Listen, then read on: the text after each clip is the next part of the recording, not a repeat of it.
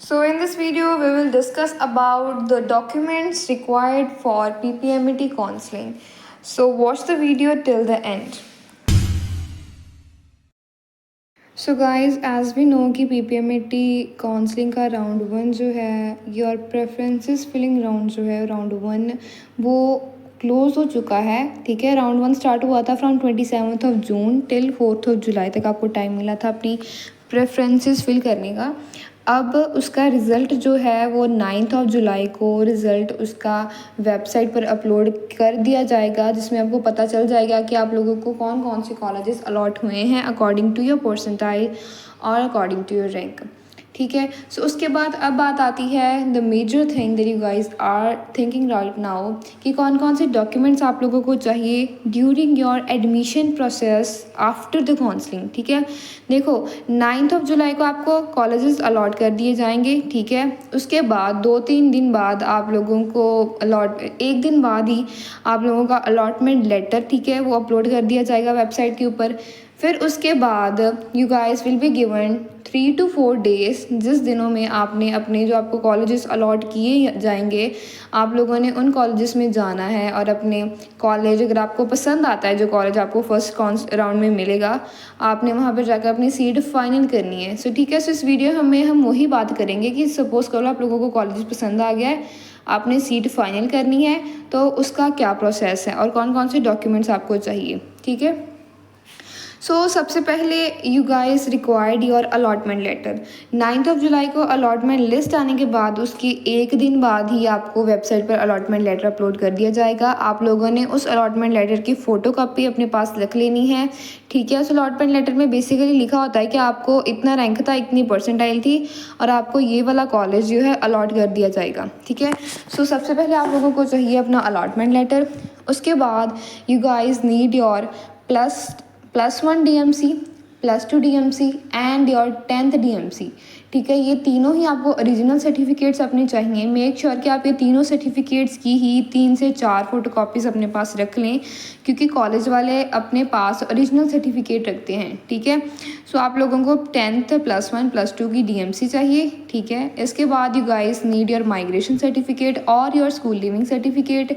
ये कहाँ से मिलेगा? ये आपको अपने स्कूल से ही मिलेगा, जिस स्कूल में आपने अपनी +2 की होगी। ठीक है, एंड आफ्टर दैट जिन बच्चों का गैप है, जिन बच्चों ने 1 या 2 साल का गैप लिया होगा फॉर क्लियरिंग नीट और फॉर अब्रॉड प्रोसेस, ठीक है, वो बच्चे को अपना गैप सर्टिफिकेट चाहिए। गैप सर्टिफिकेट कहाँ से बनेगा? सो गैप सर्टिफिकेट्स आपका जो है वो आपको कचहरी से मिल जाएगा। ठीक है, वहाँ पे जस्ट सॉर्ट ऑफ एफिडेविट आप लोगों ने बनवाना होता है by taking original documents to them, और उसमें बस ये लिखवाना है कि आपने ये जितने साल का गैप लिया था वो क्यों लिया था, आपने क्या किया था इस 1 या 2 साल में।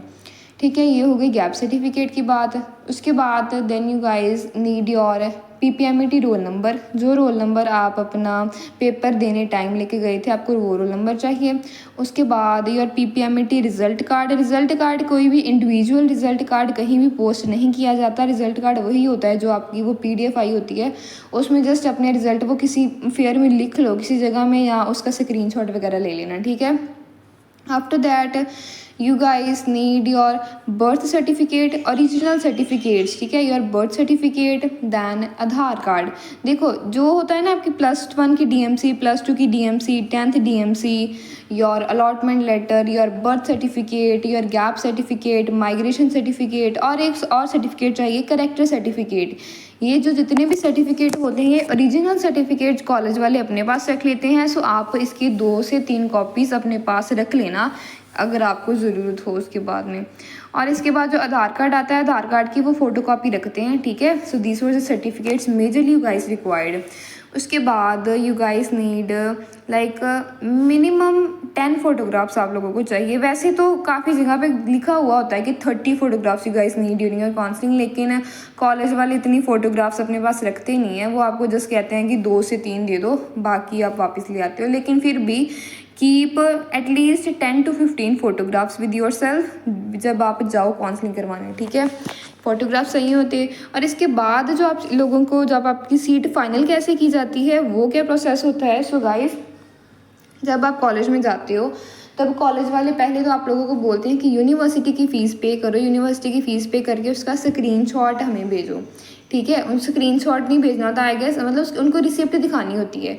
सो अगर आप उन लोगों ने अपनी सीट फाइनल करनी है किसी कॉलेज में तो it is compulsory, it is a compulsion कि आप लोगों को पहले यूनिवर्सिटी की फ़ीस पे करनी होती है, ठीक है। यूनिवर्सिटी की फ़ीस पे करके थ्रू नेट बैंकिंग और बैंक ट्रांसफ़र जो भी किया होता है उसका आपको प्रूफ अपने साथ लेके जाना होता है कॉलेज वालों को शो करने के लिए, ठीक है। अगर आप यूनिवर्सिटी की फ़ीस पे कर देते हो, ठीक है, तो आपकी सीट फाइनल मानी जाती है जब आप डॉक्यूमेंट्स भी सबमिट करवा देते हो। उसके बाद वो आप लोगों को अपने कॉलेज का प्रॉस्पेक्टस देते हैं जिसकी मिनिमल फ़ीस होती है कि कुछ की लाइक 300 होती है, कुछ 500 में देते हैं उनका prospectus.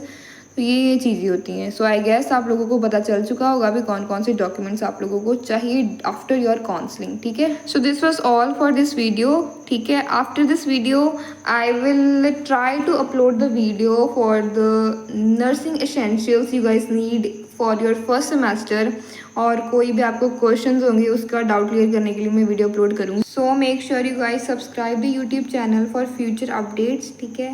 And I will guide you guys throughout your PPMET counseling process, throughout your nursing degree, ठीक है। So I hope this video helps you a lot. So make sure you guys subscribe the YouTube channel, like the video, comment down and share. Thank you for watching.